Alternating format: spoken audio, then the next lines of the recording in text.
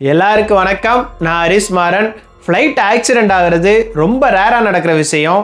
அப்படி ஒரு வேளை ஃப்ளைட் ஆக்சிடெண்ட் ஆச்சுன்னா அதில் ட்ராவல் பண்ணுற எல்லாருமே இறந்துருவாங்க.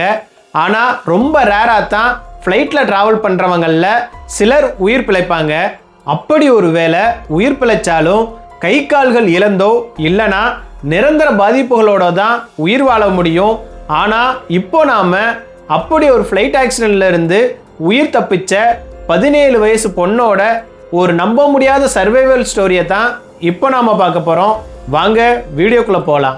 1971ஆம் ஆண்டு டிசம்பர் 24ஆம் தேதி 17 வயதான ஜூலியானா கோப்கா அவங்களோட ஹைஸ்கூல் பட்டமளிப்பு விழா முடிஞ்சதும் அவங்க அம்மா மரியா கோப்காவோட பெரு நாட்டில் இருக்க லிமா நகரத்தில் இருந்து புக்கல்பாங்கிற இடத்துக்கு ஃப்ளைட்டில் கிளம்புறாங்க. லாஸ்ட்னா ஃப்ளைட் 508ங்கிற அந்த ஃப்ளைட்டில் பைலட் ஏர் ஹோஸ்டஸோட மொத்தம் 86 பேர் பயணம் செஞ்சாங்க. அது ஒன்றும் ரொம்ப நேரம் போகிற ஃப்ளைட் கிடையாது.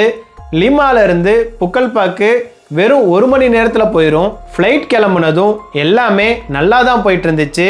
பேசஞ்சர்ஸ் எல்லாம் ரொம்ப ஹாப்பியாக இருந்தாங்க. ஏன்னா அடுத்த நாள் கிறிஸ்மஸ்.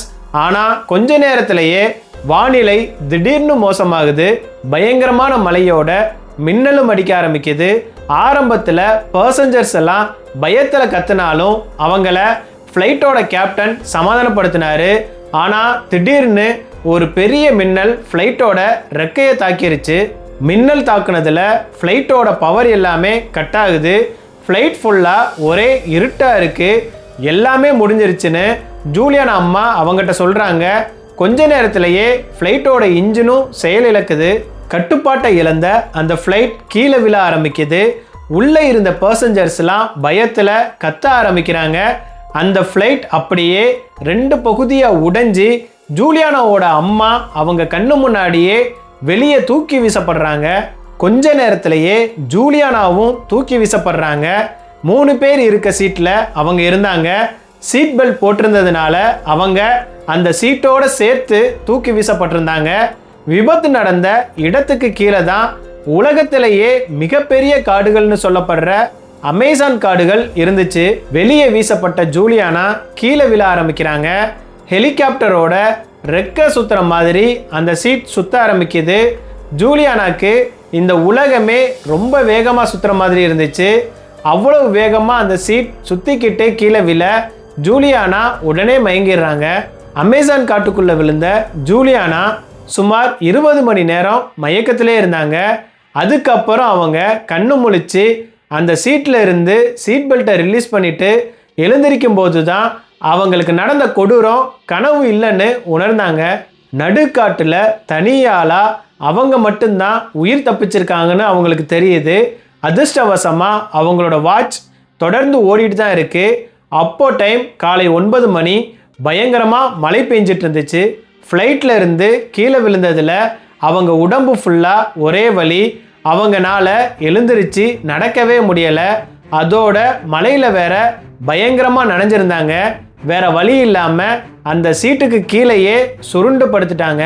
கொஞ்ச நேரத்திலேயே அவங்க மறுபடியும் மயக்க நிலைக்கு போகிறாங்க. ஒரு நாள் ஃபுல்லாக மயக்கத்திலேயே அந்த சீட்டுக்கு கீழே இருந்ததுனால அவங்களால எழுந்திருக்கவே முடியலை. அடுத்த நாள் எழுந்திருச்சு கஷ்டப்பட்டு நடக்கும்போது தான் அவங்களோட தோள்பட்டையோட எலும்பு உடைஞ்சிருக்கிறதையும் தொடையில் பெரிய வெட்டுக்காயம் இருக்கிறதையும் தெரிஞ்சுக்கிறாங்க. அதிர்ஷ்டவசமாக இரத்த கசிவு அதிகமாக இல்லை. அவங்க கையில் ஏற்பட்ட காயத்தில் புழு பிடிச்சிருந்துச்சு.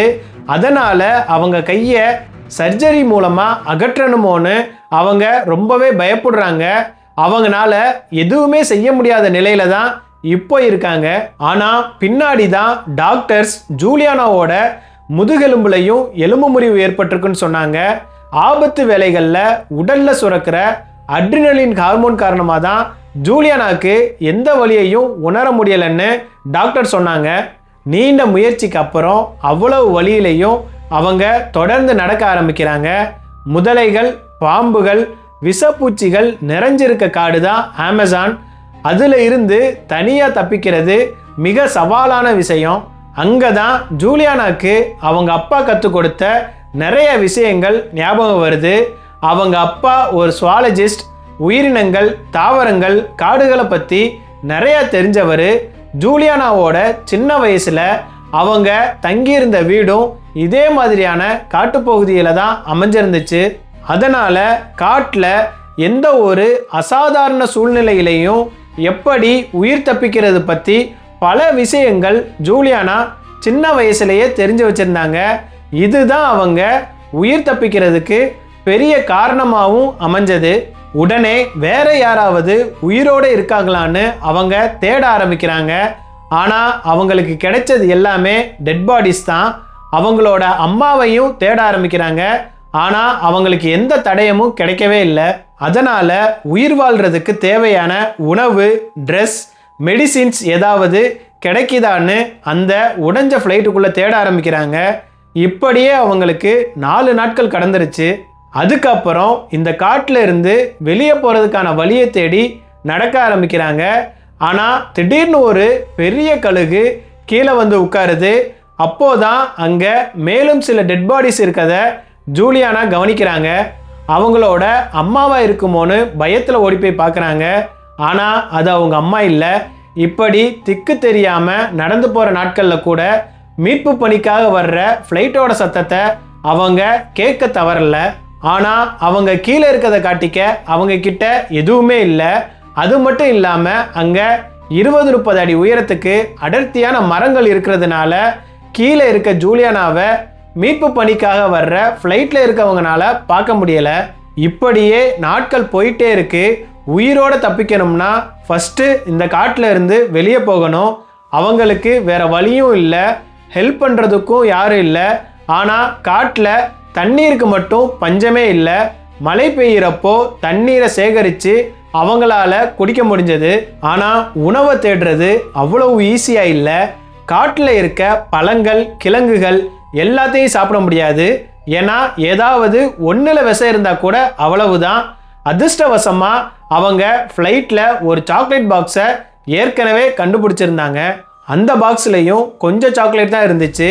அதனால் ஒரு நாளைக்கு 2 சாக்லேட் பீஸ் தான் கணக்கு வச்சு சாப்பிட்டாங்க. ஆனால் அதுவும் கொஞ்ச நாள்லையே முடிஞ்சிருது. பசியால் ரொம்ப கஷ்டப்பட்ட ஜூலியானா வேற வழி இல்லாமல் அவங்க கண்ணில் படுற தவளையை பிடிச்சு சாப்பிட்லான்னு ஒரு முடிவுக்கு வராங்க.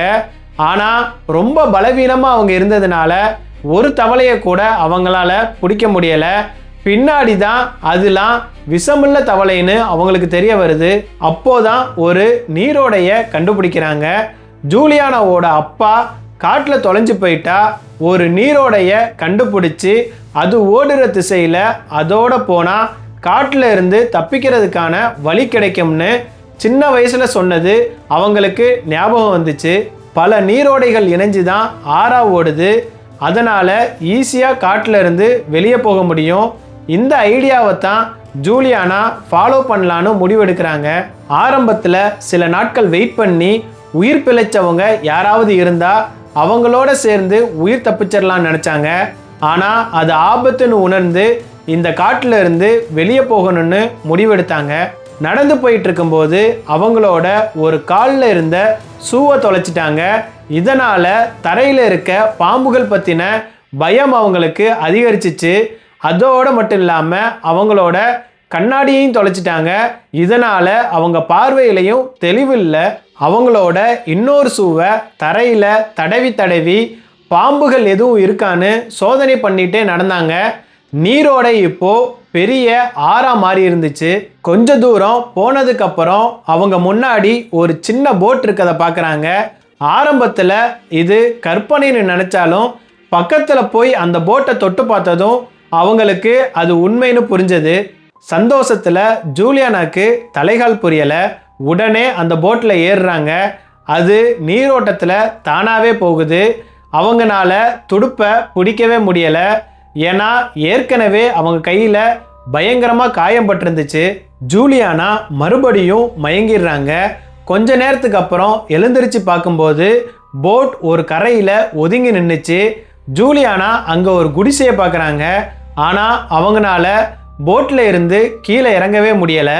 நீண்ட முயற்சிக்கு அப்புறம் ஜூலியானா போட்டில் இருந்து கீழே இறங்கி அந்த குடிசையை நோக்கி ஓடுறாங்க. அங்கே இருந்த 2 பழங்குடி இனத்தை சேர்ந்தவங்க ஜூலியானாவை பார்த்து மிரண்டு போகிறாங்க. உடம்பு ஃபுல்லாக ரத்தத்தோட, கண்ணு சிவப்பா, தங்க நிறத்தில் இருக்க முடியோட ஒரு பெண். இதே உருவத்தில் அவங்க வழிபடும் பேய் தெய்வம் ஒன்று ஆற்றில் வாழ்ந்துட்டு இருக்கதா அவங்க நம்பிட்டு இருந்தாங்க. அந்த பேய் தெய்வம் தான் இப்படி ஓடி வருதுன்னு ஆரம்பத்தில் அவங்க பயந்தாங்க. எந்த ஒரு விபரீதமும் நடக்கிறதுக்கு முன்னாடி ஜூலியானா அவங்களுக்கு தெரிஞ்ச ஸ்பானிஷ் மொழியில் நடந்த விபத்தை சொல்லி உதவி கேட்டாங்க. அந்த பழங்குடி இனத்தை சேர்ந்தவங்க பக்கத்தில் இருக்க சிட்டிக்கு ஜூலியானாவை கூட்டிகிட்டு போய் அங்கே இருக்க ஒரு ஹாஸ்பிட்டலில் அவங்கள அட்மிட் பண்ணாங்க. இது ஃப்ளைட் ஆக்சிடெண்ட் ஆகி 11வது நாளில் நடந்துச்சு. இந்த ஃப்ளைட் ஆக்சிடெண்ட்டில் உயிர் பிழைச்ச ஒரே ஆள் இவங்க தாங்கிற விஷயம் ஜூலியானாக்கு அப்புறம் தான் தெரிய வந்துச்சு. திரைப்பட இயக்குனர் வெர்னர் ஹெர்சாக் இந்த ஃப்ளைட்டில் போகிறதுக்காக டிக்கெட் புக் பண்ணியிருந்தாரு.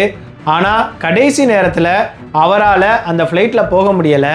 அந்த ஃப்ளைட் ஆக்சிடெண்ட் ஆகி ஒரு பெண் மட்டும் கஷ்டப்பட்டு தப்பிச்சு உயிர் வாழ்ந்தாங்கிற விஷயத்தை தெரிஞ்ச அவர் இந்த சம்பவத்தை தழுவி விங்ஸ் ஆஃப் ஹோப்னு ஒரு திரைப்படத்தை இயக்கி வெளியிட்டிருந்தாரு.